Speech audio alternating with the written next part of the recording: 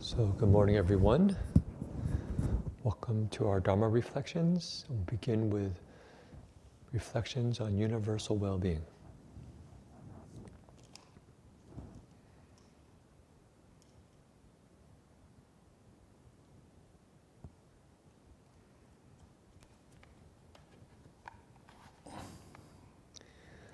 May I abide in well-being, in freedom from affliction, in freedom from hostility, in freedom from ill will, in freedom from anxiety, and may I maintain well-being in myself. May everyone abide in well-being, in freedom from hostility, in freedom from ill will, in freedom from anxiety, and may they maintain well-being in themselves. May all be released from all suffering, and may they not be parted from the good fortune they have attained. When they act upon intention, all beings are the owners of their action, and inherit its results. Their future is born from such action, companion to such action, and results will be their home. All actions with intention, be they skillful or harmful, of such acts they will be the heirs. So we'll continue to follow Reverend Heng Chau and Marty, Dharma Master Heng Chau, on their bowing pilgrimage. Today's entries by Dharma Master Heng Chau, Marty, April 24th, 1978. It's a long entry, so there's many parts to it. Starts with dreams. Number 1. All the waters in the world are watched over by water spirits. All the creatures who make up the rivers, lakes, ponds, and seas, their homes are protected by these spirits. If we harm and kill the living beings of the waters, the spirits get upset and angry, and floods, droughts, storms, and others disasters follow. We have to be kind to all that lives. Disasters and calamities are not accidents of nature. They are the retribution of killing and acts of destruction. Number 2, I'm walking along a lake or stream. Not actively fishing, but still holding a fishing pole with the line and lure in the water as I stroll. I catch a fish and immediately fell and spun back to lay life and got entangled in a sticky net of emotional ties and relationships. The next morning while bowing, a strange man stopped and asked, "Do you eat meat?" "No." "How about fish?" "No." "No fishing even?" he asked. "No fishing," I affirmed. "Wow, not even a little fishing, huh?" The sutras say that people who hunt and fish will in the future undergo the retribution of insanity. Whatever you do will come back to you, states the principle of cause and effect. People who hurt animals with a rope and net, for example, in the future will face death by hanging. In the Avatamsaka, it says that the offense of taking life can cause one to be reborn in the hells as an animal or hungry ghost. And the Avatamsaka Sutra says, if born as a human, one undergoes 2 kinds of retribution. The first is a short life. The second is much illness. We can call this sporting game and quote-unquote a little fishing and other euphemisms, but in the realm of cause and effect is all called killing. And the retribution follows one impartially and inescapably. This life, the fisherman, next life, the fish, as an old monk put it. I've done my fair share of fishing. In America, fishing is a family affair, almost a religion in some places. Certainly it's as normal as a summer barbecue and as patriotic as the 4th of July. And yet, as a child, when you put that worm wriggling and writhing for its life on a hook, inside something tilts and rings a warning bell. When you hook your first fish and pull it from the water, flapping wildly and struggling to hold on to its life, something makes you a little ashamed and sorry. Then when that hook is ripped out, half the poor fish's guts come out with it. Still alive, its gills open and close in shock. You have to hide your feelings and pretend you don't care. Otherwise, you might be called a baby, a chicken, or a sissy who just can't take it. If fish could scream and cry, certainly few people could stand to listen while they caught their limit.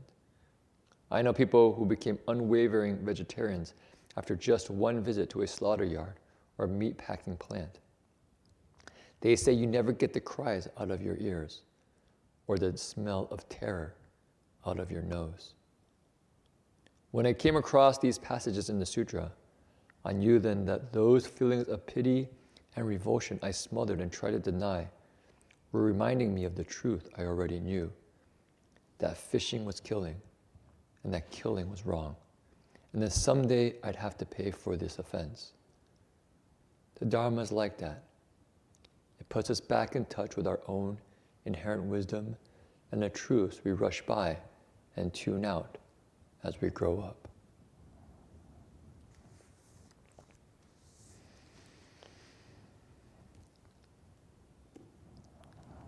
So Marty's two dreams, I think, are quite instructive for us in current times.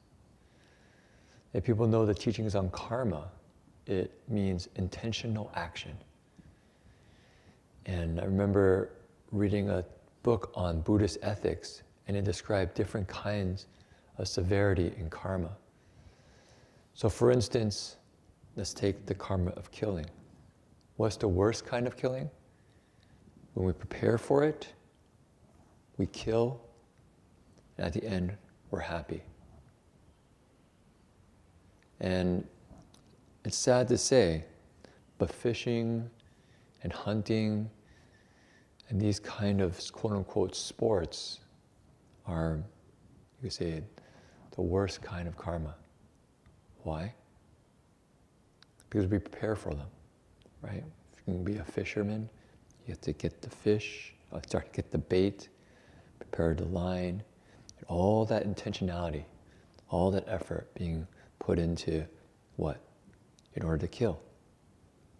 And then we're out, maybe on the ocean or in the lake, putting down the line, the anticipation, ooh, I'm gonna catch a fish.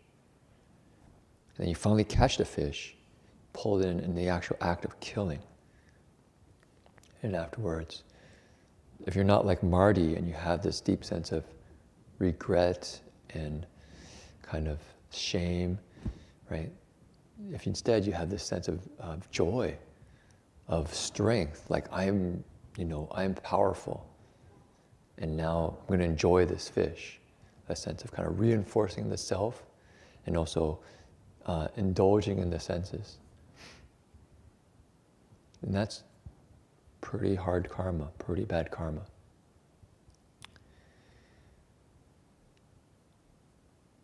And what I really enjoy about the Dharma is that it turns this around.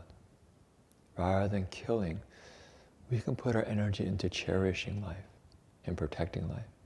And the same principle applies.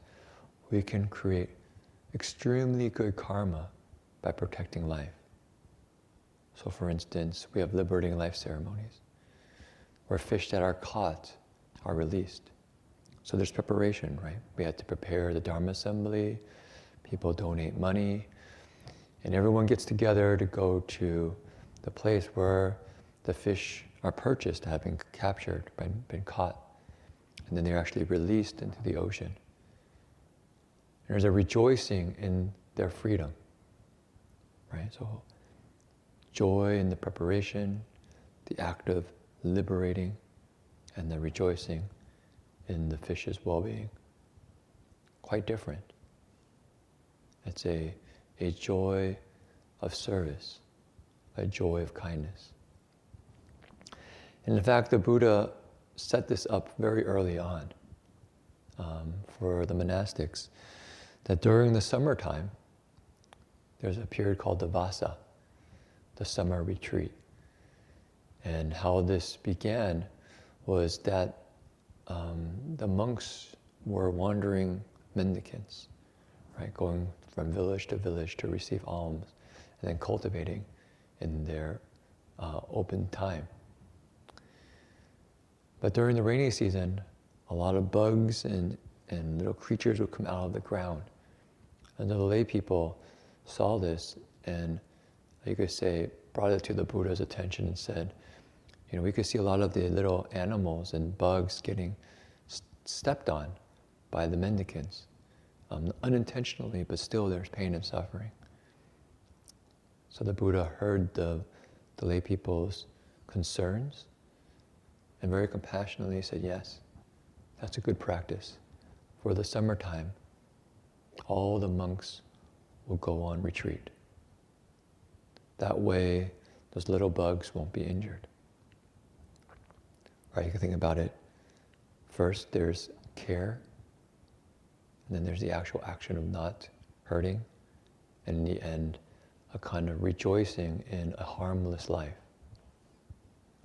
And I actually think this really translates into our every moment of life. How does that work? It's because if we truly cherish life, then we also truly cherish our own life. We don't let moments pass in vain. We don't say, oh, this moment is worthless, or is not something that I will cherish, but rather, because I cherish every creature's life, moment to moment, old or young, rich or poor, big animal or small animal, then in my own life, regardless of my situation, old or young, rich or poor, enjoying myself or actually in a very difficult situation, no problem. I still cherish life. So I just wanted to share that because it's actually the summertime, and I just said the summer vasa for monastics, we discussed in the monastery that we were taking a little bit of a break for the Dharma Reflections and the 3 steps, 1 bow in the morning. This way, we can do a little bit of our own cultivation and self-reflections in the monastery. And we hope that those online, we're really happy that people could join us over these last couple of years. And we more or less haven't really stopped all this time. But we thought it'd be good just to take a bit of a break because we have some upcoming retreats at Sudana Center and at Buddha Root Farm. And it'd just be good to kind of think through what are we doing in the monastery. So what we would suggest, because we really value everyone's participation and feedback, is we put a link in the chat box for people. Maybe the link will send out again on the Zoom chat once this finishes. But it's on YouTube. If you go to the very beginning, there's a link. If you click that, it goes to a Google form. And if you could fill it out, it's very simple. Some of the things are optional. If you can leave your name, that'd be great, or your email if you wish to maybe get updates on what we're doing for Dharma Reflections. That would be great.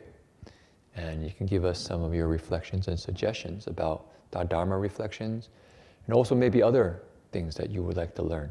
So for instance, questions in the Dharma, or I know we had some suggestions of having like a intro to Buddhism class or intro to meditation class. We might do that because they say the Dharma is spoken upon request. So if there's a real need, then we'll do our best to support. So if you could do that, that would be greatly appreciated. Otherwise, tomorrow will be our last Dharma Reflections before we start our summer break. Okay, so otherwise, wish everyone a good rest of the day and hope you can truly cherish your own life as well as the lives of other creatures. And I think when we start to do that, somehow life takes on a lot more meaning and vibrancy. Right? We don't just kind of miserable life. And just feelings of, at the most extreme, kind of depression and even suicide. But rather, if we can every moment cherish our life, we begin to go in a way that we feel very uplifted and energized. So maybe today we can think about that. How do I cherish my own life and those around me? Okay, so let's now do 3 steps, 1 bow. And if you can, please fill out the form on the Google form that's in the chat box. And we'll also record the, I'm going to put the form right here again, here.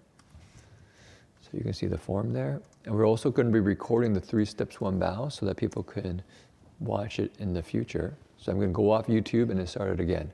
So those who want to watch it on YouTube, please just rejoin the new link. Okay, Amitabha.